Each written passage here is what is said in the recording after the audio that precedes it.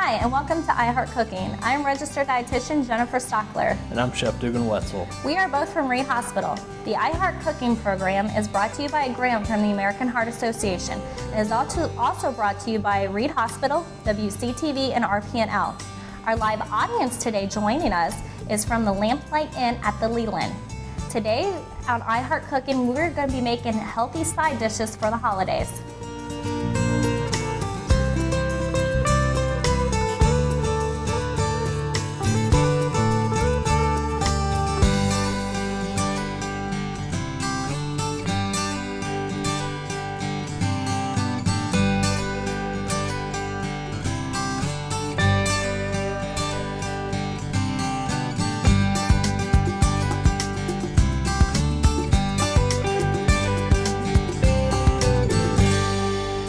Started today with our first recipe, which is going to be the orange sweet potato. It's kind of like the sweet potato casserole you sometimes get at Thanksgiving, but we're going to kind of put a twist on it. We're not going to add all of those marshmallows and the goody stuff on it.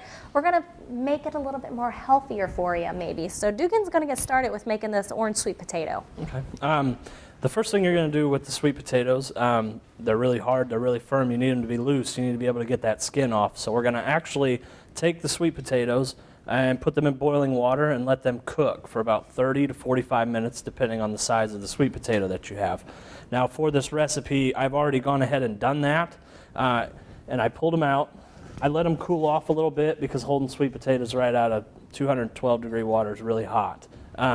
So what I did, I took the ends off of the sweet potatoes with a knife, and you'll notice that the skin is really loose, so it's easy to peel off. You just use a paring knife, and you can kind of run along the edges of the sweet potato, and it'll slide right off. For this recipe, it calls for 4 of them. So I went ahead and I did it to 4 of them, as you can see here. And you at home, give you an idea of what we're working with here. Very easy recipe. They're cooked all the way through, so they're soft. They're easy to mash. So all you need to do is add all the rest of your ingredients to it and kind of blend it together. For this recipe, like Jennifer said, we're not putting the marshmallows, the maple syrup, all the real sugary things high carbohydrate items. Yes, yeah. Things that maybe we want a little bit less of, including those calories when we're coming to Thanksgiving with the large meals. Absolutely. So for this recipe, it's real simple. There's only 3 ingredients being added to it. The first one is a little bit of cinnamon, just a small amount, because as you know, cinnamon has a very strong flavor and you don't need a whole lot to actually taste it. And one nice thing about cinnamon is it doesn't have that carbohydrate aspect that a lot of our brown sugars, refined sugars will have. So that's something that it's not going to give you any calories, it's not giving you any fat, it's not giving you any carbohydrate, it just gives you the flavor. So it's a nice additive to the sweet potatoes, which are going to be very high in carbohydrates that we might want to be watching a little bit more of. Absolutely. All right, next ingredient that we're going to do is actually orange juice. And you'll see later, I'm using the orange juice from the oranges that we're going to use in our next recipe. That way you're using everything, you're using every bit of the orange, you're not throwing anything away, you're not wasting anything. So we're going to go ahead and add a ½ cup of orange juice to it. And finally, just a small amount of brown sugar. You don't need to pile it on like, some people like to. Just 2 tablespoons, really, really simple. Put that in there. Now at home, if you have a stand mixer or anything like that, you could go ahead and put it in the bowl and turn it on. What you're going to want to do is kind of whip it together until it's real fluffy and light. So we don't have a stand mixer here, so I'm going to just go ahead and do it by hand. All you're going to do is go ahead and start pushing through the sweet potato, kind of incorporating everything into one ingredient. And one thing about this twist, as you can see, you can probably get a workout. So it's a little bit of exercise doing it this way, which will help burn some of the calories to get ready for that Thanksgiving meal. But for more of us that are home, we're probably in a hurry, we probably don't have the time, or sometimes, as you see, Dugan's working pretty hard at smashing those sweet potatoes, that you might just want to put it in that mixer because it's just going to work a lot easier to get that incorporated. It'll save a lot of time too. Absolutely, which we want to spend more of that time with our friends and family when it comes to Thanksgiving. While he's kind of working on that a little bit, let me kind of explain more of the nutrition aspect of this recipe. So one thing that we want to look at first is those sweet potatoes. So sweet potatoes are very good in fiber. They have a lot of beta carotene, which is aka vitamin A. So it's a lot of good aspects of nutrition for our health. Also, with that being said, it's a good option compared to maybe some of the mashed potatoes or au gratin potatoes that you might have at Thanksgiving, because it does have those extra color of it from the orange, that carotene, the vitamin A, and that extra fiber, which fiber we definitely know is good for heart disease because it helps eliminate some maybe the bad cholesterol in our diet. So we want to make sure we're getting enough fiber as well. And as you kind of talked about earlier, we have the cinnamon in there. That's not going to add any calories to it, but it adds the flavor to it. We're just going to be adding a little bit of brown sugar, and that's going to be adding the sweetness to it. We're not adding a lot like some of the original sweet potato casseroles have at Thanksgiving, so we're eliminating calories there and carbohydrates. Also, that orange juice. Orange juice is something that it's going to give you maybe a serving of fruit there for you. Half a cup of orange juice is a serving, and it's going to give you a lot of vitamin C. So we got a lot of nutrition in this dish that's compacted in there. Okay. Now we've kind of incorporated everything. What you're going to do is go ahead and get a baking sheet. For this recipe, you're not going to need a big one. Maybe a half, 9 by 5 pan, something small. If you want to make it a larger size, you can certainly do that. But yeah, or about 1 quart, I think, too, would work. Yeah, absolutely. Okay. So all you're going to do is simply take the mixed sweet potatoes and go ahead and put them in the pan. You can use cooking spray if you'd like. I know the recipe right there says you can spray it with cooking spray, but it's fairly loose, so it's not going to stick too bad to the pan. So what you're going to do is you're going to smooth it out. Go ahead and get everything kind of spread out. And that's something, before we actually did this recipe, we turned our oven up to 350 because we're going to have it in the oven at 350 degrees for about 20-25 minutes. Okay. So now that that's ready, that's what we're going to do. We're going to go ahead and take it over, sit it in the oven, and just kind of let it cook.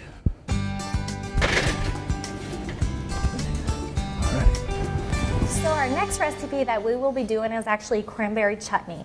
We're all used to having that cranberry sauce that we have at Thanksgiving or even any other holidays like Christmas, but we also are going to make kind of a different version of it, and we're going to make it a chutney, which is going to be a good pairing for a lot of your turkey side dishes Absolutely. to add with that. So we're going to get started kind of here. Dugan going to explain how we get started with this recipe. Well, actually, the cranberry chutney, for those of you that don't know what a chutney is, it is actually fruit that is cooked with some type of vinegar. Some people use mango chutneys. They put a little bit of pepper in it. That's served really well with fish. Like Jennifer said, this cranberry chutney is a nice substitute for the cranberry sauce that you would typically have. It's going to be a lot of different fruits, a lot of different flavors. It's actually really good. So, and along with it being really good, it's actually really simple to make. Once you have everything organized and ready to go, 15-20 minutes, you've got a cranberry chutney. So to start, all we're going to do is we have a pound of cranberries. We're going to simply just add this to our pan real quick. And if you don't have fresh cranberries, you can use a dried cranberry. You would just need to steep them. Steeping them is hot water, almost to a simmer, and let the dried cranberries kind of absorb that moisture to plump back up to get more of that flavor. So we went ahead and did that. We put our cranberries in. The next one that we're going to do is we've got some dates. You can find these in a store. Most stores around here sell dates. You'll want to get them pitted. If you don't, it's a lot of work, and those seeds are really, really hard. So they sell them pitted. Go for the pitted ones. We're going to just simply add about 8 ounces of that to the cranberries that are in here.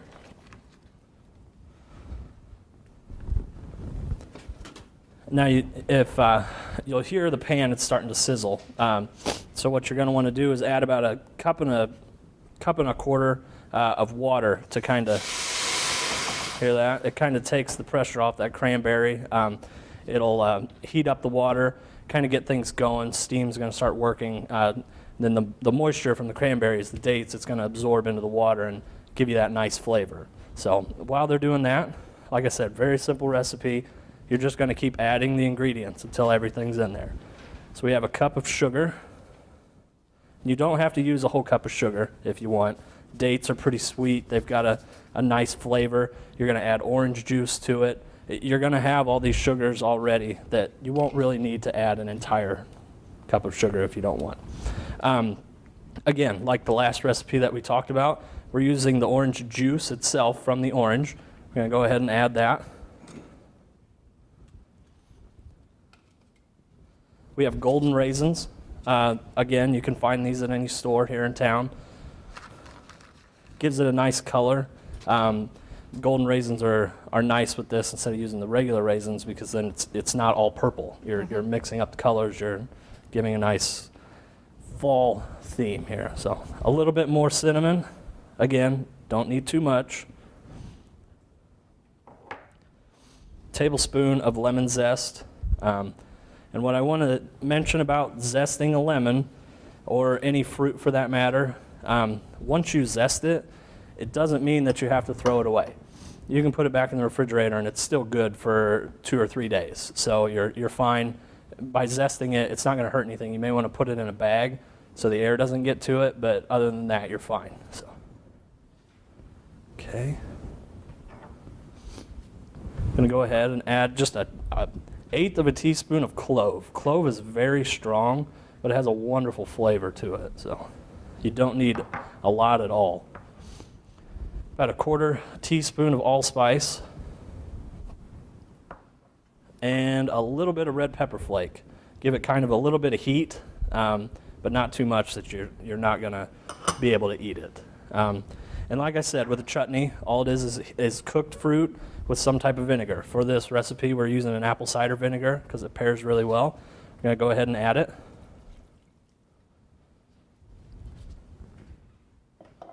And the last thing that we're going to do is orange zest. We do a little bit more orange zest than the lemon zest. We did 1 tablespoon of lemon. We're going to do 2 tablespoons of the orange zest. Okay. Now, in previous shows, we've talked about zesters. You can buy them at any store, fairly inexpensive. But if you don't have just a lemon or a zester itself, usually like a cheese grater or something with 2 or 3 different sides, one of the sides is typically a zester. So if you have a cheese grater, go ahead and look at it. You should have a zesting side to it. Really simple. You just take the skin. You don't want to go too deep. You just kind of grate across the top and keep moving it. And you'll notice, I'm going to show you here at home, the different color there. That's about as far as you want to go with zesting a lemon or any type of fruit, because once you get the rind in there, it kind of gets chewy. You just want that flavor, and the skin of any fruit is extremely flavorful. So by doing that, you don't need a lot. You just kind of grate it, and you'll notice you're going to have some get stuck on the bottom here. Real simple, just tap it with the fruit, and it'll fall off into what you're doing. So I'm going to go ahead and add the rest of that to this. Okay. And like I was saying, instead of just getting rid of the fruit that you just zested, easiest thing to do, cut it in half, use it in the recipe that you're working with. Before I do anything, lemons, oranges, I like to roll it, put a little pressure on it, because what that does is it kind of breaks up the insides. It makes it easier to squeeze, so you're not having to strain really hard. So by doing this, it kind of loosens everything up, makes it a little soft. And you just cut right down the middle. Now, with most fruit, there are seeds. So a couple things you can do. You can put a strainer underneath it when you squeeze it so that it catches those seeds, or you can wear a glove, which is what I'm going to do today, and kind of just hold it underneath with your fingers kind of separated. So when you squeeze it, it'll run through your fingers, but you'll catch any of those seeds that they fall out, so that you're not cooking with them. So got pretty fortunate there weren't any seeds in that one. So yeah. Okay. Just do this a little bit here. And with most standard size oranges, you're going to get about 1/4 to 1/3 of a cup of juice from the orange itself. So just for you at home. If you're wondering how much that you're going to get out of a regular sized orange, that's pretty typical. So now all we're going to do is just let it cook. We're going to stir it with a spoon, kind of let everything incorporate, warm up to so everything's the same temperature, and then it'll be ready to serve. And while this is actually cooking, now that we got all the ingredients in there, I'll kind of elaborate a little bit more on the nutrition aspect of this. You will see that there are a lot of dried fruits in here. And dried fruit is a great way to get a serving of fruit in, but you just want to kind of remember that a serving of dried fruit is actually going to be 1/4 of a cup. So it's not that much, because if you think of the actual fruit and they dry it, it's going to be shrunk down. So if you take that 1/4 of a cup and you plump it back up, you're going to be getting an actual serving of cranberries or your raisins and grapes and things like that. So that's something that you want to make sure that we don't want to get maybe too much of this, because we can definitely go over on our servings of fruit. Typically we would recommend about 2 servings of fruit per day. Also with this recipe, it does make about 16 servings. So that's something that you want to watch again how big that is.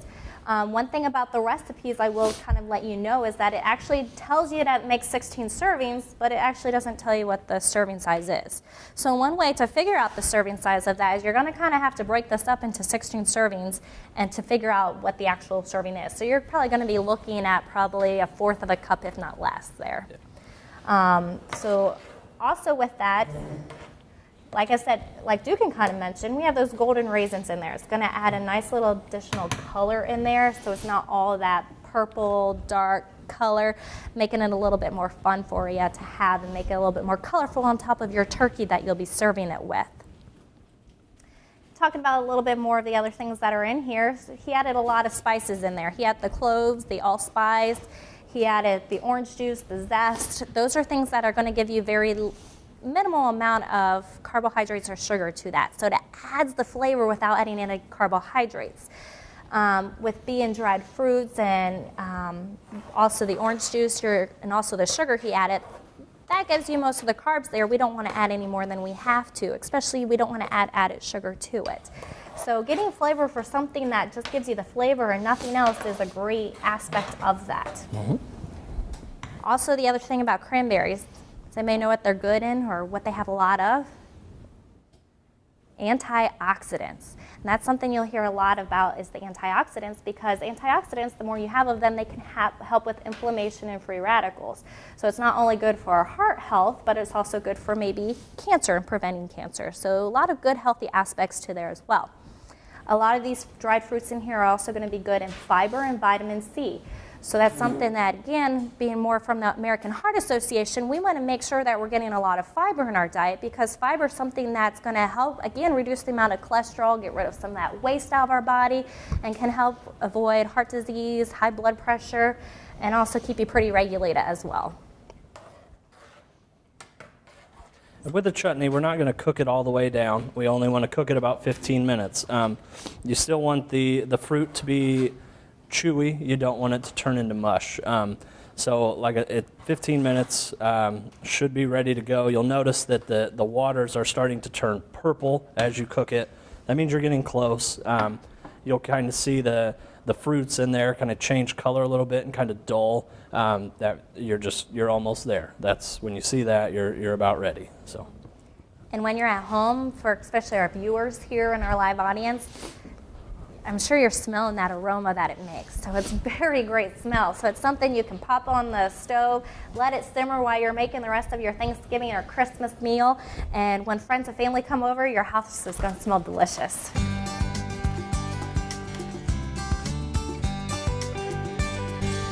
Well, now we're back and we have our orange sweet potatoes actually done. And again, you want to have them in the oven at 350 for about 20-25 minutes. You make sure they're actually covered as well. So now that it's done, you can see here that you're going to have that nice orange color. It kind of looks like a puree. And we're going to actually serve that up here for our audience to try. Again, it's going to be having that sweet potato flavor and that orange flavor there for you. And one thing you can do if you want, it says to cover this recipe. What you want to do is you want to cook it all the way through completely. Make sure it's heated through, covered.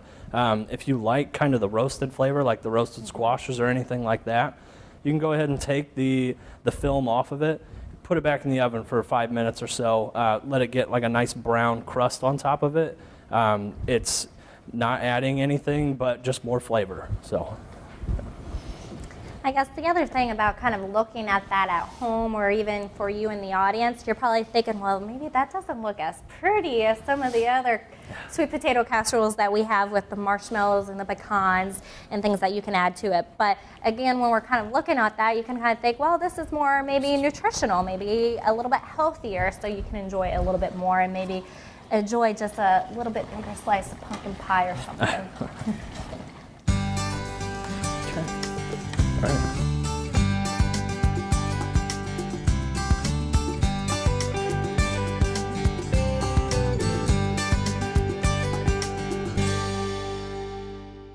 Each of our airings on iHeart Cooking, because we received a grant from the American Heart Association, one of our live audience members will be getting the new American Heart Association cookbook.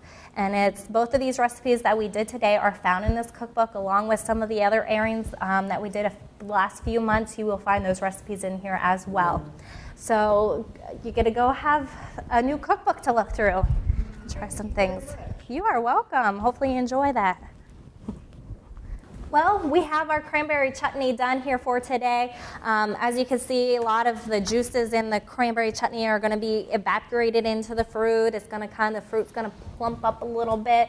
So we are going to let it cool off here, and we're going to give it to our audience for them to try. Again, this is a good substitute to have in place of that cranberry sauce, and you can have it. I was thinking not only with turkey, but some of the ham that you typically see sometimes at some of the gatherings that you have. I think it'd be fantastic with that. So. And like Jennifer said, there are 16 servings in this recipe. What this type of a chutney is, you don't want a whole lot of it. You'll only want maybe a spoonful, maybe 2 max.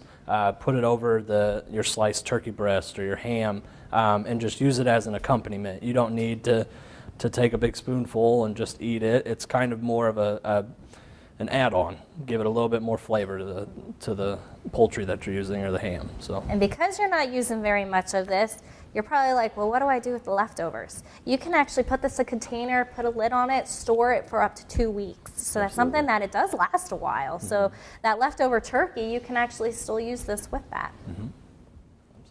Okay, well, we'll get some dishes made up here for you all to try.